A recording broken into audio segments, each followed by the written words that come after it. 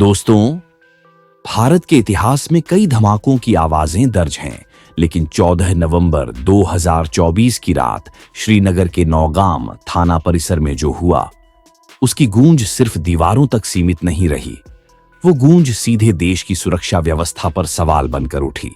एक ऐसा सवाल जिसका जवाब देने से हर विभाग बचता दिखता है, क्योंकि यह सिर्फ एक धमाका पर नहीं था।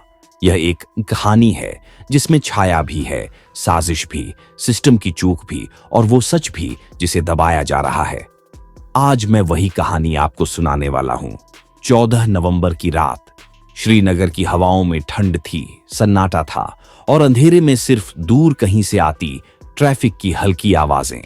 लेकिन जैसे ही घड़ी ने रात के करीब 11 बजाए, अचानक एक आवाज, धड़ाम, ऐसी कि पूरा इलाका दहल गया। लोग घरों से बाहर दौड़ पड़े, बच्चे रोने लगे, खिड़कियों का कांच टूटकर जमीन पर गिरा। हवा में धुआं, आग, राख और दर्द सब तैर रहा था। और धमाका हुआ कहां? पुलिस स्टेशन में। वो जगह जहां सुरक्षा होनी चाहिए थी, वही सबसे खतरनाक बन गई। यहां से कहानी सिर्फ शुरू होती है। आगे ऐसा हुआ कि लोग पूछने लगे, ये हादसा था या कुछ छुपाने की कोशिश? धमाके के कुछ सेकंड बाद जब लोग नौगाम पुलिस स्टेशन के बाहर पहुंचे, उनके सामने जो दृश्य था वो किसी फिल्म का क्लाइमैक्स नहीं, बल्कि हकीकत थी। पूरा थाना दीवार दर दीवार, ईंट दर ईंट मलबे में बदल चुका था। गाड़ियां पिघल चुकी थीं। कई पुलिसकर्मी जमीन पर पड़ा चिल्ला रहे थे। कुछ भाग रहे थे, कुछ धुएं में घिरे हुए थे और कुछ ने आखिरी सांस ले ली थी। लोगों के हाथ कांप रहे थे। किसी को समझ ही नहीं आ रहा था कि आखिर पुलिस स्टेशन में इतना बड़ा धमाका कैसे हो गया। अभी लोग ये सोच ही रहे थे कि कुछ मिनट बाद सामने आया, ये आतंकी हमला नहीं, एक्सीडेंटल एक्सप्लोजन है। बस यहीं से विवाद शुरू हो गया। डीजीपी नलिन प्रभात मीडिया के सामने आए और कहा, यह हमला नहीं, एक दुर्घटना है। लेकिन सवाल ये उठा, इतना बड़ा धमाका दुर्घटना कैसे हो सकता है? क्या वहां चाय बन रही थी और गैस फट गई? क्या कोई छोटा सा सिलेंडर था जो ब्लास्ट हो गया? नहीं, यहां था 350 किलो विस्फोटक सामग्री। जी हां, 350 किलो। इतना विस्फोटक जिसे कई इमारतें उड़ जाएं। अब जरा सोचो, क्या 350 किलो विस्फोटक को एक्सीडेंटल बोल देना इतना आसान है? क्यों रखा था? किसने रखा? किसने आदेश दिया? क्यों पुलिस स्टेशन में रखा गया, आर्मी बंकर में क्यों नहीं?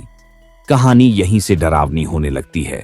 पुलिस का कहना है कि यह विस्फोटक फरीदाबाद से बरामद हुआ था, डॉ मुजम्मिल शकील गनी के घर से।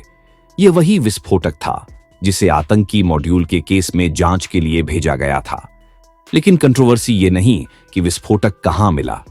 कंट्रोवर्सी ये है कि इतना भारी और खतरनाक सामान एक एक्टिव पुलिस स्टेशन में क्यों रखा गया, वो भी ऐसे कमरे में जहां रोज पुलिस आती जाती है।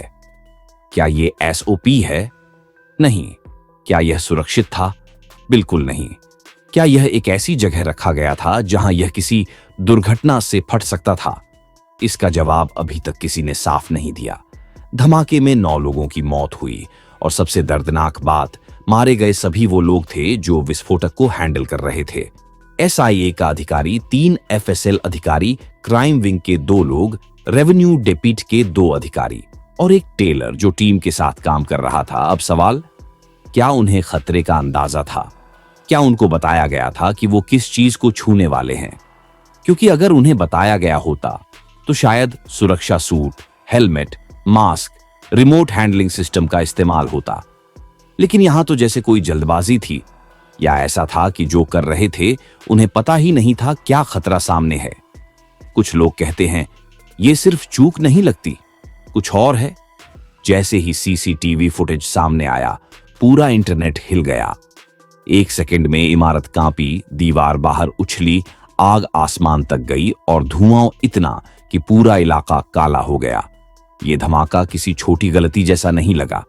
ये तो ऐसा लगा जैसे अंदर कोई असेंबल किया हुआ बम हो, या विस्फोटक में कोई ट्रिगर लगा हो, या कुछ ऐसी चीज हो जो पुलिस समझ ही ना पाई हो। कई विशेषज्ञों ने कहा, ऐसा ब्लास्ट सिर्फ मैनुअल गलती से नहीं होता। यही बात कहानी को और विवादित बना देती है। दोस्तों, इस पूरी कहानी का सबसे बड़ा कड़वा सच फरीदाबाद में छिपा है। फरीदाबाद के उस किराए के घर से क्या मिला था, जरा सुनिए। Ammonium nitrate, potassium nitrate, sulphur, अन्य विस्फोटक केमिकल्स, 350 किलो मटेरियल और 2900 किलो अतिरिक्त सामग्री। ये कोई छोटा मोटा स्टॉक नहीं था, ये तो किसी बड़ी साजिश की तैयारी लग रही थी। और इसी बरामदगी के कुछ ही घंटों बाद दिल्ली लाल किला धमाका हो गया। अब आप ही बताओ, क्या यह सिर्फ संयोग था? और इसके तुरंत बाद नौगाम पुलिस स्टेशन में ब्लास्ट। 3 घटनाएं, 3 शहर, एक पैटर्न। क्या यह कोई बड़े नेटवर्क का संकेत है, या फिर यह सब जोड़ने की कोशिश किसी और की है? अगर यह बस एक एक्सीडेंट था, तो ब्लास्ट के तुरंत बाद स्निफर डॉग्स क्यों बुलाए गए? बम विमोचन स्क्वाड ने घंटों तलाशी क्यों ली? पूरा इलाका सील क्यों किया गया? एक्सीडेंट में पुलिस ऐसे नहीं घबराती, पर यहां सब कुछ हाई अलर्ट पर लगा हुआ था। जैसे किसी को डर था कि अंदर अभी भी कुछ मौजूद है या कोई और खतरा आसपास हो सकता है। होम मंत्रालय ने भी कहा, किसी और थ्योरी पर भरोसा न करें। और भाई, जब सरकार लोगों को बोलने लगे कि थ्योरी मत देखो, तब लोग और ज्यादा थ्योरी ढूंढने लगते हैं। धमाके में घायल हुए 30 लोगों में से 27 पुलिसकर्मी थे। कई की हालत इतनी गंभीर थी कि डॉक्टर्स भी कुछ नहीं कह पा रहे थे। डीसी अक्षय लबरू खुद अस्पताल पहुंचे। परिवार वाले रो रहे थे। किसी का भाई गया, किसी का बेटा, किसी का पति। सबका एक ही सवाल, उन्हें इतना खतरनाक काम बिना सुरक्षा क्यों करवाया गया? लेकिन कोई जवाब नहीं मिला।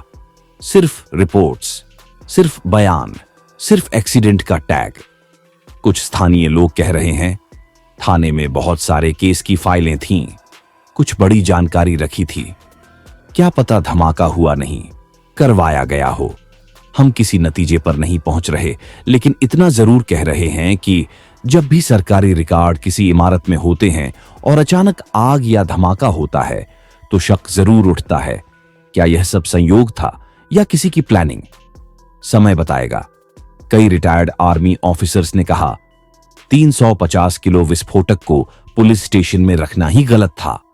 ऐसे मटेरियल को कंटेनमेंट बंकर में रखा जाता है। सैंपलिंग घर या स्टेशन में नहीं, ओपन कंट्रोल जोन में होती है। लेकिन यहां जो हुआ वो हर नियम के खिलाफ था। क्या टीम पर राजनीतिक दबाव था? क्या किसी ने जल्दबाजी का आदेश दिया? क्या आईजी और डीजीपी को सही जानकारी दी गई थी? कहानी जितनी खुलती जाती है, उतने नए सवाल पैदा करती है। अगर आप इस केस को मैप में देखो, तो 3 शहर जुड़े दिखते हैं। कश्मीर, धमकी भरे पोस्टर फरीदाबाद, विस्फोटक दिल्ली, धमाका श्रीनगर, थाना ब्लास्ट, एक ही टाइम फ्रेम, एक ही नेटवर्क और एक ही पैटर्न। अब चाहे एजेंसियां इसे संयोग कहें, पर मामला इतना आसान नहीं लगता। कहीं ना कहीं कुछ बड़ा चल रहा है, कुछ ऐसा जिसे लोग समझे ना, इसलिए एक्सीडेंट का टैग दे दिया गया। दिलचस्प बात यह है कि धमाके में मारे गए सभी लोग इन्वेस्टिगेशन टीम के सदस्य थे। आतंकवादी कोई नहीं मरा, सिर्फ वो लोग मरे जो केस को सुलझा रहे थे। तो क्या यह किसी की एविडेंस एलिमिनेशन टैक्टिकल थी, या ऐसा हुआ कि टीम को सही खतरे का अंदाजा ही नहीं था और उन्हें बलि का बकरा बना दिया गया? यह आरोप मैं नहीं लगा रहा, ये सवाल लोगों को उठते दिख रहे हैं। आज नौगाम थाना सिर्फ दीवारों का ढेर है। फाइलें जली पड़ी हैं, दस्तावेज राख में बदल चुके हैं, कई कमरे पहचान में नहीं आते। कहते हैं, जब सच छिपाना हो तो सबसे पहले रिकॉर्ड्स नष्ट होते हैं। क्या यहां भी वही हुआ, या ये सिर्फ एक दर्दनाक हादसा था? आप जो मानना चाहें मान सकते हैं, लेकिन मैं सिर्फ सवाल उठाता हूं, जवाब नहीं देता। दोस्तों, ये केस अभी पूरा नहीं हुआ है। जैसे जैसे जांच आगे बढ़ेगी, नई बातें सामने आएंगी। कुछ बातें चौंकाने वाली होंगी, कुछ डराने वाली और कुछ ऐसी जो लोगों का सिस्टम पर भरोसा हिला देंगी। क्योंकि 350 किलो विस्फोटक सिर्फ एक केस नहीं होता, ये बड़ी प्लानिंग का हिस्सा होता है। और अगर उस प्लानिंग से जुड़े लोग अब भी बाहर हैं, तो असली कहानी तो अभी बाकी है। दोस्तों, जो हुआ वो हादसा था या साजिश, समय ही बताएगा कि सच क्या है।